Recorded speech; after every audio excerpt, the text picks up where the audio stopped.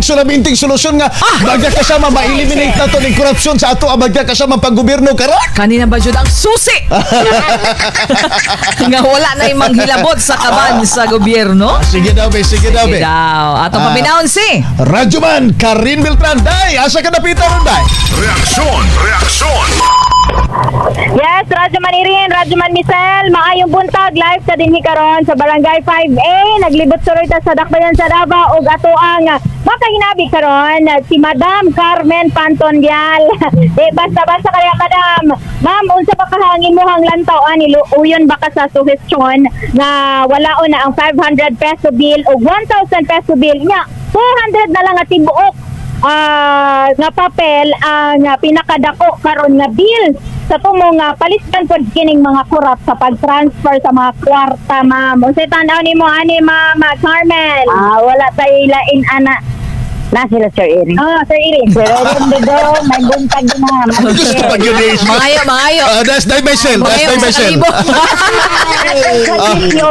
Wala tay mahimo kung sila na ilang ikambyo. Wow man gyapon na kay kwarta man na. So, negative. Dili ma-appeal ang kuan. Saan to pa? 500 ang tangon. Pero wala kambyuhan, basta kambyuhan ng mga kwarta ha. Albisa pa. Kung gusto nila kawaton, wala tay mahimo. Okay. Agoy. Saan to pa buti pasabot nimo kining kasabag Carmen nga way giluod sa kwarta bisan pa nagsinsiyo or bisan pa na papel nga gipagamyan ang yang bill. Tinuod na. Way giluod sa kwarta. Way patawad. Wala may load ang kwarta. Naginotor gida. Naginoton gyud day. Tapat Na. ang Ma'am Carmen, matod pa. So negative dili siya uyon, dili. Murag wa ka po Bitaw, no? secretary si sa purisima sa imo ha. Tinuod bitaw pod imo naman pod kung gisinsilyuan wa man nimo kuag value. Mao gani no. Mao lang sad na. Pero maglisod lagi sila hakwat lagi. Mao lagi day. Ang pagplastar ba? Ang pagplastar sa kwarta. Correct. So, Nanay Carmen, Nay. Gani ka na ako gusto Ay. sa pangutanon kini si Sige. Sini unta. Sini bahadi na maghatag po sa iya. Sige daw, day. Ato pangutanon sa lalaki na po nga version. Kana, day. Yan tanawan ni kon. Uyon baka sa suggestion sir nga tanggalan daw ang 500 peso bill ug 1,000 peso bill. 200 na lang ang mabilin. Pinakadako nga kanang papel nga imong magunito. Ikaw kay nagunit kag kwarta karon no. Sa tanan nimo sir. Para sa kuha murag lisod mo na boss kay puro na barya atong kwarta ani. Nya solusyon daw na para wa na kurakot, maglisod na ang baga kurakot sa ato ang gobyerno. Ang kanang mga mangurakot mo dili na malita dalhon. Bag na nga dako. So unsa man effective dili? Lisod kayo kung kuros na lang kung barya boss dapat na agyo tibok para gamay ra taguan ba. Pero mao lagi na. Tangon. De ani akong pangutana Radyoman Karin. Sige daw. Naminaw sila.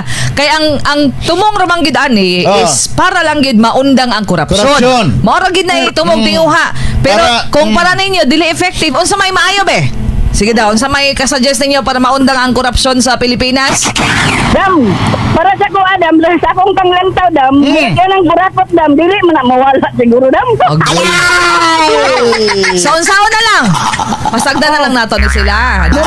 Murag ang kurakot, mangurakot yan ang gagmay grando sa mo, dagdag grando. Na! Tapos na gyud day.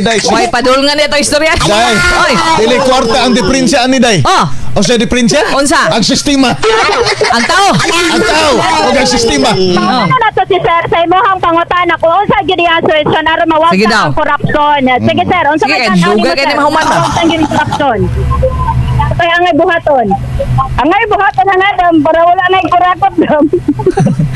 Wow na sila sa ilang trabaho. Kita ipuli. Inita na naman ako pangrakot. Lagi gyapon, no? Gyapon lisoda gyud day. Hindi mo. Wag yun ay kalutsan ni Radyoman Misal kay si Bisan kinsa ipuli mangurakot ra gyud daw gihapon. Agoy ka. Kaayong pangulata. Halad. Halad gani simbahan na kurakutot pa. Uy, ginoo. Mauman. Para na bagong budget. Mao gani no. So dili gid mo mabasar sa inyo ang wadon ang 1,000 og 500. Na? Sige, mag-formulate sa taglaing pamagi dong ini. Ala, sige. Salamat. Salamat kayo, kasama. Salamat.